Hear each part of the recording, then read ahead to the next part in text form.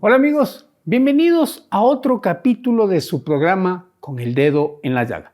Hoy analizaremos la crisis política que vive el moribundo gobierno de Guillermo Lasso. ¿Se queda o se va? ¿Qué podría detonar la salida de Guillermo Lasso de Carondelet? ¿El rechazo en las urnas podría acelerar el fin de su mandato? ¿El triunfo de la Revolución Ciudadana en las elecciones seccionales le ponen en jaque al gobierno? ¿La renovación del gabinete le permitirá sobrevivir los 2 años que le quedan de mandato? Estas y otras interrogantes responderemos en este, su espacio de análisis político con el dedo en la llaga. Bienvenidos. Antes de las elecciones y del referéndum, el gobierno de Guillermo Lasso vivía una agonía por la improvisada, ineficiente e inútil gestión que agudizó la falta de empleo, el aumento de los índices de inseguridad, la tasa de criminalidad, empeoró el servicio público en salud, educación, lo que derivó en una alta desaprobación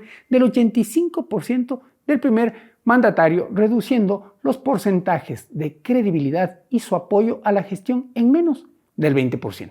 En ese escenario, el gobierno y sus ministros decidieron convocarnos a una consulta popular en medio de los comicios seccionales, para que nos pronunciemos alrededor de 8 preguntas que giraban alrededor de la seguridad, la justicia, la asamblea, el Consejo de Participación Ciudadana y el medio ambiente, que supuestamente eran la panacea a todos los problemas de los ecuatorianos. Pensaron que las preguntas gancho, como el de la extradición y la reducción del número de asambleístas, sumado a una vocera con un rostro bonito y una voz apacible intentando activar el odio a Correa, serían herramientas suficientes para ganar ese referéndum. Sin embargo, la mayoría de votantes le dijeron no, porque más allá de que la consulta tenía una mañosa intención de tomarse el Consejo de Participación Ciudadana para nombrar a las 77 autoridades de control, la gente terminó castigando en las urnas la ineficiente gestión de Guillermo Lasso y sus ministros. Pero ¿cuáles son las consecuencias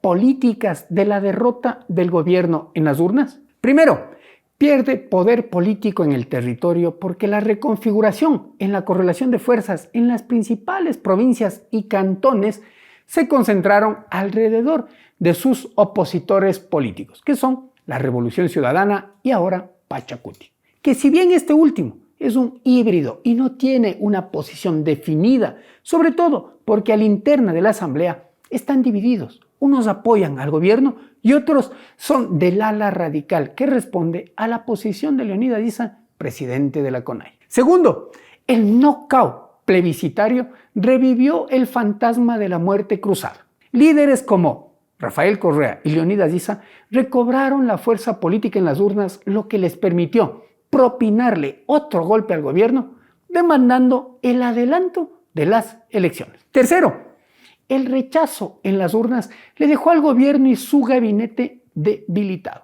sin capacidad de maniobra política, lo que desató una crisis que obligó a la salida de Aparicio Caicedo, Francisco Jiménez, Fabián Pozo, Iván Correa, mentores de la consulta popular y hombres cercanos y de confianza de Guillermo Lasso. Ante la desesperación y la inminente avalancha de la oposición, el gobierno intentó tender puentes de diálogo y acercamiento con los diferentes actores de la sociedad civil y sectores políticos e hizo un llamado a un gran acuerdo nacional. No obstante, esta convocatoria fue rechazada de manera inmediata y de forma rotunda por los líderes de la Revolución Ciudadana, del Partido Social Cristiano, el presidente de la CONAIE y las autoridades electas de las principales ciudades del país. Adicional a eso, se hizo evidente una contradicción política y discursiva en el llamado del presidente al acuerdo nacional, porque inmediatamente a ese llamado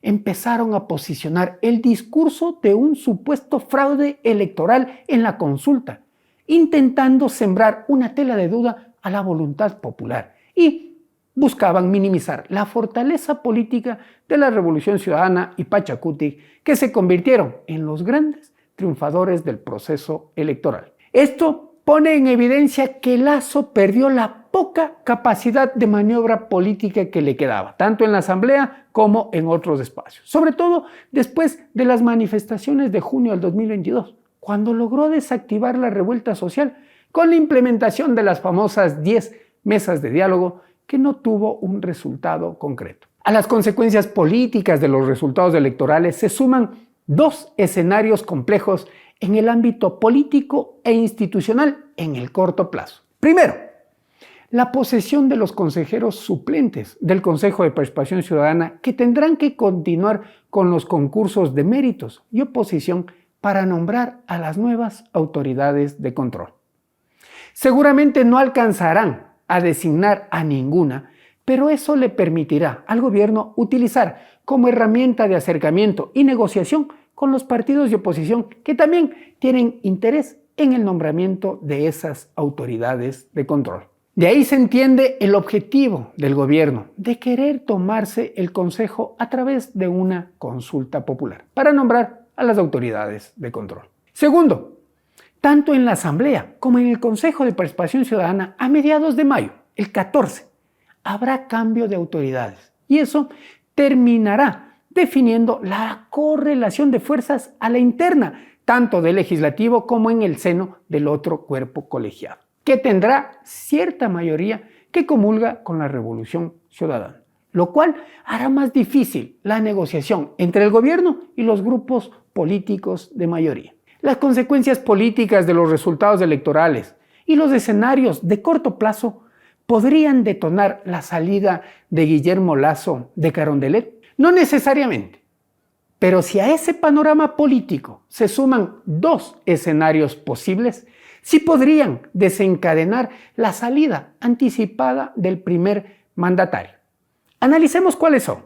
Primero, cambia su gabinete como en efecto sucedió, pero mantiene la línea política y económica. Esto generará un descontento y convulsión social que se expresará en las calles. Segundo, cambia el rumbo de su política económica y administra con visión social el país para bajar las tensiones y lograr un respiro coyuntural. Sin embargo, si salen a la luz nuevos escándalos de corrupción, como el último caso Danubio o el caso del Gran Padrino, o nuevos audios como los últimos de supuestos actos de corrupción en Petroecuador, donde se hablan de millones de dólares para otorgar contratos en los cuales ahora está involucrada María José Rom, la prima de la exministra del Interior en el gobierno de Lenín Moreno, María Paula Rom. Esto podría activar el hartazgo y el rechazo de los líderes políticos y la sociedad en general, lo cual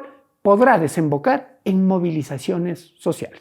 Estos dos escenarios son propicios y caldo de cultivo para que los partidos políticos, los dirigentes de movimientos sociales, exijan que se active el mecanismo constitucional de la muerte cruzada en la Asamblea o desde Carondelet. Por el bien del país, el presidente Guillermo Lasso debe enrumbar su gobierno y atender el clamor popular que se ha expresado en las urnas y que a diario se vuelve explícito en las calles del país para desactivar esa bomba de tiempo que está a punto de detonar. Mientras eso no ocurra, nosotros continuaremos poniéndole el dedo en la llaga al poder.